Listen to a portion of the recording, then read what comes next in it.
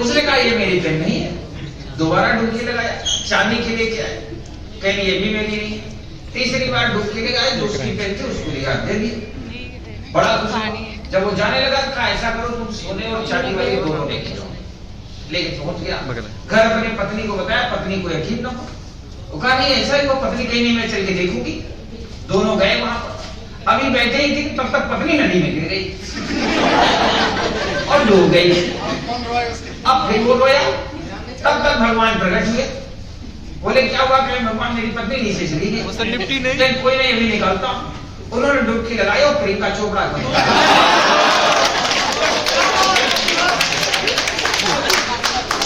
उसने कहा भगवान बस यही है, यही है। भगवान ने कहा झूठ क्यों बोल रहे हो? मैं झूठ इसलिए बोला कभी आप डुबकी लगा के कैटरीना को निकालेंगे और तीसरी में मेरी पत्नी को, तो तीन को कहां लेके जाऊंगा भगवान? इसलिए प्रियंका चोपड़ा को लेके जाऊंगा। ये कहानी हमारे सर जो अक्सर हमें सुनाया करते थे, लेकिन हमेशा आप ये पॉजिटिविटी का लेवल याद रखना कि यदि आप वास्तव में ईमानदारी से किसी कार्य के लिए प्रयास करेंगे और प्रयास सिर्फ मुंह से नहीं अंतर्मन से होगा, तो यकीन माने सफलता तो मिलती ही मिलती है। कम से कम 10 लोगों को ऐसे जानता हूँ जो हाई स्कूल इंटर फेल थे, अंडर 100 रैंक के लिए। एक ऐसी महिला को मैं जानता हूँ जिसके 2 बच्चे थे, एक था और एक बच्चा उनके प्री के एग्जाम जस्ट बाद डिलीवरी हुई। जब मेंस का पेपर चल रहा तो उसका पति बाहर बच्चा को लेकर खड़ा रहता था, वो मेंस लिखती थी, उसकी रैंक अंडर 20 आई है, केरला की लड़की।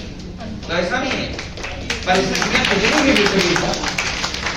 हीरा सिंगल को आपने देखा यूट्यूब पे देख सकते हैं। सोचिए जब वो बच्ची छोटी रही होगी या तैयारी कर रही होगी तो कितना दुखी रहती होगी। कोई मतलब वो तो 14 फरवरी मनाने की भी नहीं सोचती रही होगी, लेकिन फाइनली आईएएस बनी। अब जिससे चाहे वो मना लेगा। कहने का मतलब दुनिया मुट्ठी में हो सकती है व्यक्ति के, लेकिन व्यक्ति उतना प्रयास करे। तो कभी भी याद रखें, संसाधनों का रोना न रोए। संसाधन कभी किसी को रोक नहीं पाए, बशर्ते मन में ये चाहत होनी चाहिए कि नहीं हम ये काम करेंगे, तभी आप कर पाएंगे, अन्यथा नहीं कर पाएंगे। बहुत पहले बीएसएनएल जो कंपनी है, इसका एक दूरदर्शन पे ऐड आता था और उसकी क्लिप मुझे किसी ने भेजी थी, मैंने देखा। उसमें बहुत शानदार लाइन थी। संपन्न है, अभी टाइम है, हो गया सर टाइम। अच्छा ठीक है, बस ये मैं आपको सुना दूं। दूरदर्शन पे वो ऐड आता था, देखता हूँ, बड़ी अच्छी लाइन बोलता था। मैं ये लाइन अक्सर अपने मन में याद रखता हूँ और मेरी सफलता के पीछे यही लाइन वजह। उस लाइन में है कि निगाहें निगाहों से मिला के तो देखो, निगाहें सपनों से मिला के तो देखो, हाथों को अपने बढ़ा के तो देखो, हसरते दिल में दबाने से क्या हासिल होगा, अपने होठ हिला के तो देखो, आसमां सिमट जाएगा तुम्हारी आगोश में, सपनों की बाहें फैला के तो देखो। शानदार श्री संजीव जी तिवारी।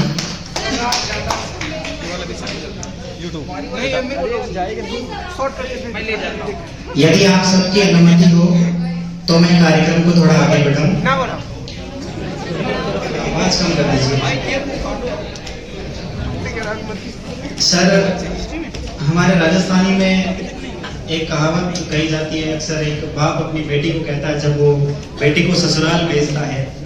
तो आज यहाँ कोई ससुराल जाने वाला तो नहीं है, लेकिन जो एक विदाई की परंपरा सदैव से हमारे समाज में रही है, उस दौर से आज फिर हम गुजर रहे हैं।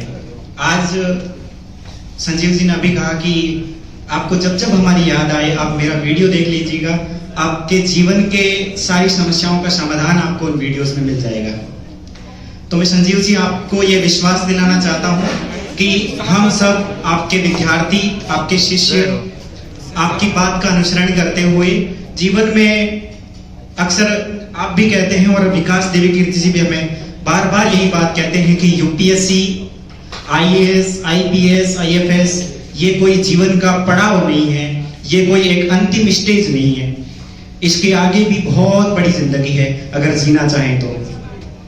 आईएएस की तैयारी केवल आईएएस बनने के लिए ना करें, जीवन को संवारने के लिए, एक अच्छा नागरिक बनने के लिए करें। और उस अच्छे नागरिक बनने के क्रम में हमें अपने अंदर कौन कौन से गुणों का विकास करना है, वो प्रक्रिया यहाँ दृष्टि संस्थान हमें सिखाता है और संजीव जी तिवारी से हमने ये भली भांति सीखा है। विदाई की परंपरा के क्रम में जी हमारी संस्कृति की एक प्रथा है जिसमें पिता अपनी बेटी को ससुराल भेजते हुए यही कहता है कि बेटा यदि जीवन में किसी भी तरह की समस्या आए, आपके पिताजी का दरवाजा आपके लिए हमेशा खुला है। आप हमारे लिए किसी पिता से कम नहीं हैं। आज हम अपने घरों से सैकड़ों किलोमीटर दूर आए हैं यहाँ पढ़ने के लिए और आपका मार्गदर्शन हमें मिला।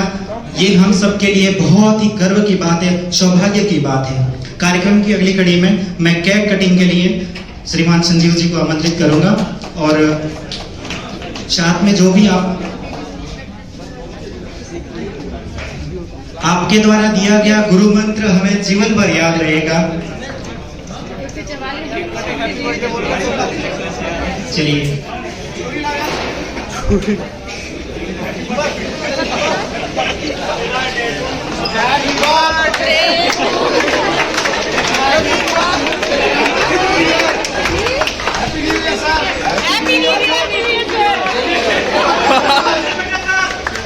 चलिए जोरदार तालियां बजाइए आप सभी। तालियों में कमी करनी चाहिए। अब तो 5 मिनट क्लास भी नहीं चल रही है।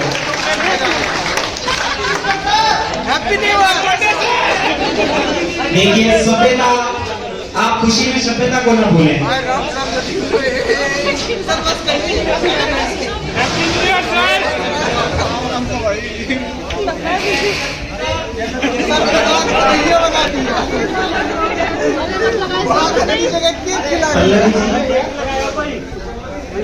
पल्लवी आप आराम से आए, आराम से आगे आए। जिन्होंने केक खिला दिया है, केक खा लिया है, वे थोड़ी सी मन से दूरी बनाते हुए चलेंगे।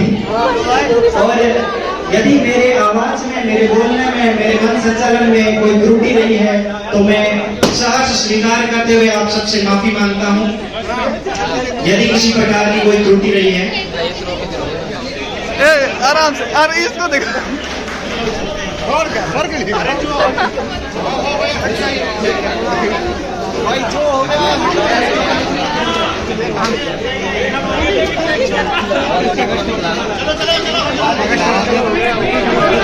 गोल वाला उठाना मस्त लग रहा है, गोल वाला उठाना।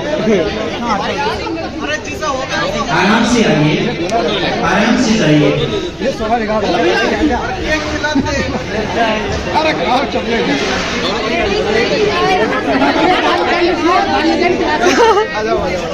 एक दिन थोड़ा आधा आधा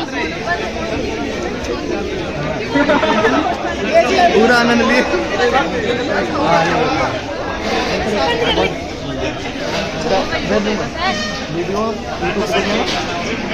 थैंक यू। मैं लिख दे